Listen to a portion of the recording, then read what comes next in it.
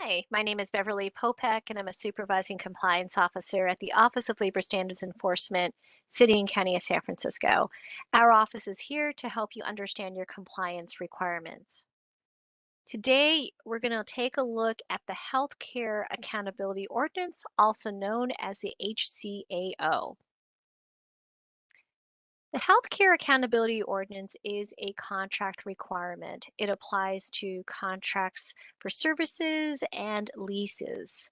Grants are exempt from the HCAO, but a company may need to comply with the Healthcare Security Ordinance, HCSO, which is a basic city and county of San Francisco citywide labor law.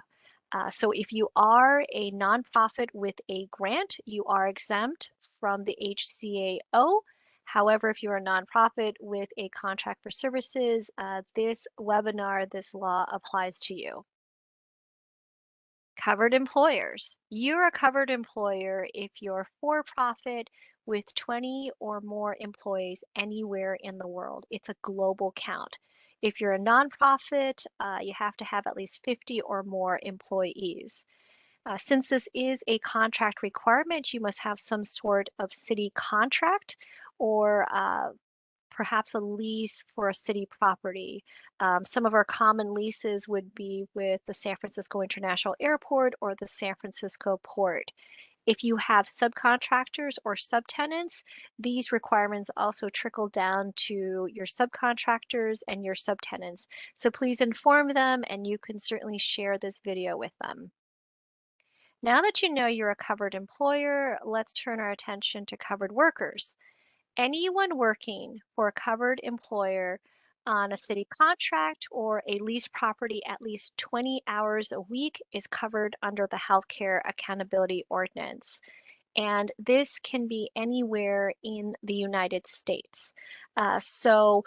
Please note that since this is a contract requirement, it has nothing to do with being in the city and county of San Francisco. It has all about to do the contract requirement of providing these benefits that is required under your contract with the city and county of San Francisco. So there are three options. You as the employer, you get to choose how you'd like to comply, and you must choose one of the following options that fit the situation and, of course, the employee. So let's do the first option. The first one is offer each covered employee a compliant health plan at no charge to the employee. So notice that a compliant health plan is in bold. It's not just any health plan that will meet this requirement. It has to be a compliant health plan. And the compliant health plan has to meet all of the HCO minimum standards that is defined in the documents that we have on our website. This webinar is not going to go through all of the details of the HCO minimum standards, but one of the biggest, most notable requirement or standard is that it's at no charge to the employee. So please take a look at that document and understand that it's a specific health plan that meets these requirements. In terms of when you should comply, it's no later than the first of the month after the 30 days. So the first of the month after 30 days of when an employee starts employment with you or perhaps starts on the city contract or project. The offer of employment must be made on an annual basis. Depending on when you obtain your contract, you'll have to cycle into your open enrollment, and it might be uh, two times for the first year, depending on what your cycle and calendar is for open enrollment. You must collect a yes or a no for every single covered employee. So first, number one, you have to offer the employee the compliant health plan and just collect the enrollment form, which would be the yes. And if they do not want the offering, the no is collected through the HCO voluntary waiver form. You can offer other health plans, but you must obtain a voluntary waiver form if you would like the employee to enroll in the other health plans. And if you do have those other health plans, some sort of buy-up option is allowed. So how do you know if your health plan meets the requirements? We have information on our website requiring, telling you about the 16 standards and requirements, but the best practice and what you should do is you should send your health plan information directly to the Department of Public Health. Max Gara is with the Office of Policy and Planning in the Department of Public Health. This is his email address and his phone number. You can ask him questions about the minimum standards, and certainly when you think you have a compliant health plan, send that over to him. He will get back to you, put it in writing that the health plan is in compliance. And if not, he will be very specific in terms of which standards need to be modified to meet the requirements.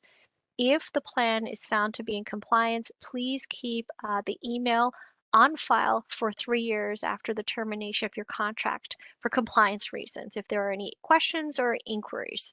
This should be done on an annual basis, and this particular interface and correspondence with the Department of Public Health can be done by the health insurance broker. And it's best practice to have this done on an annual basis. Now, if you do not want to offer health insurance for any reason, you do have other options. The second option is to pay the HCO fee amount per employee per hour to San Francisco General Hospital every month. It's a monthly payment. The rate is adjusted every July 1st. You should go to our HCO website to see the current HCO fee amount. And please note that if you do option number 2, the fee is not a benefit to the worker. This is not healthy SF. You're just paying a fee to be in compliance. The payment form is on our HCO website, and please remember that you need to pay this on a monthly basis. It's due the 15th of the following month, and this option is only available for employees performing work in the city and county of San Francisco, at the San Francisco International Airport, or at the San Bruno Jail. So if you have workers in any of those locations, this could be an option for you if you do not want to offer health insurance. So please remember option 2 and option 3 is location specific. So let's move on to option 3. Option 3 is very different. You're paying the HCO fee amount, but you're paying it directly to the covered employee per hour worked to the employee. And please remember that when you're paying or you're calculating the HCO fee amount, you're only looking at the hours the employee works on the city contract.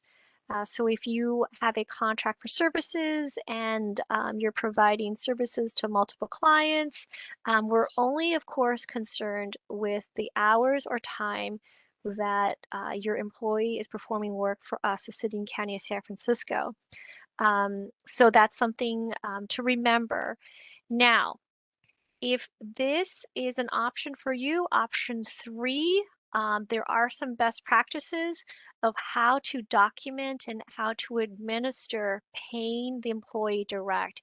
It has to do with clear communication, and there are some tax consequences and things to consider. So if you are considering this option 3, please contact our office and set up an appointment, and we will go through these options and best practices with you privately.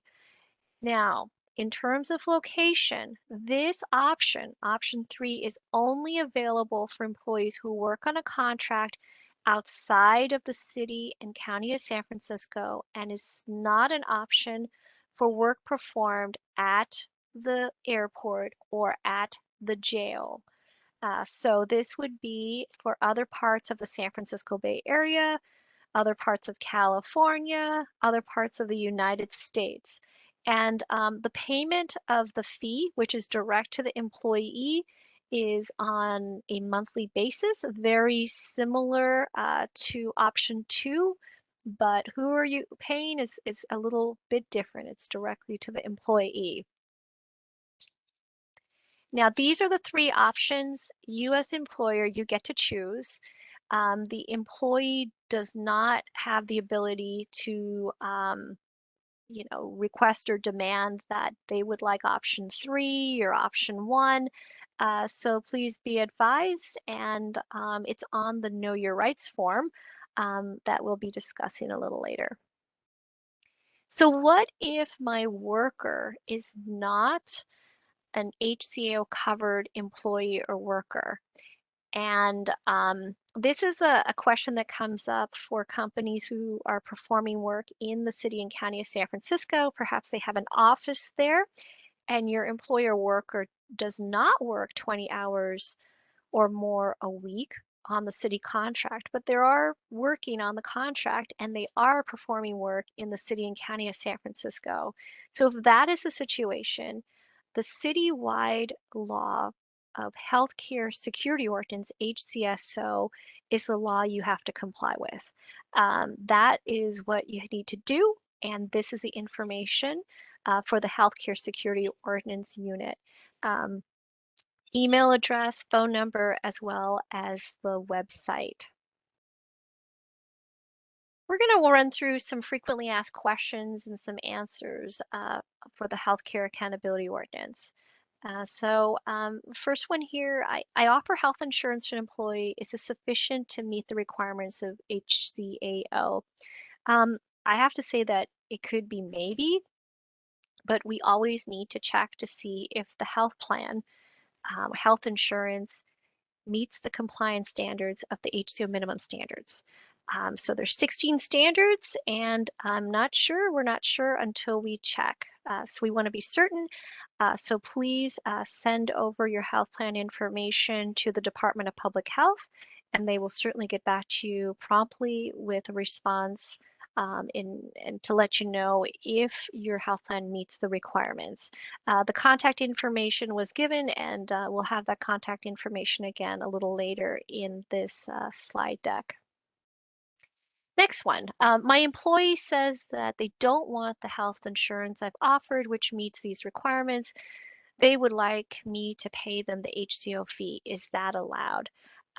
So if you're offering the health insurance and it's compliant, it meets the standards, you just need to collect a yes or a no. In this particular example, the employee is saying no, so the employee would sign the voluntary waiver form, and that's the end of your responsibilities. The law does not require you to do anything else. If you would like to pay them something like the HCO fee on an hourly basis, that's completely up to you.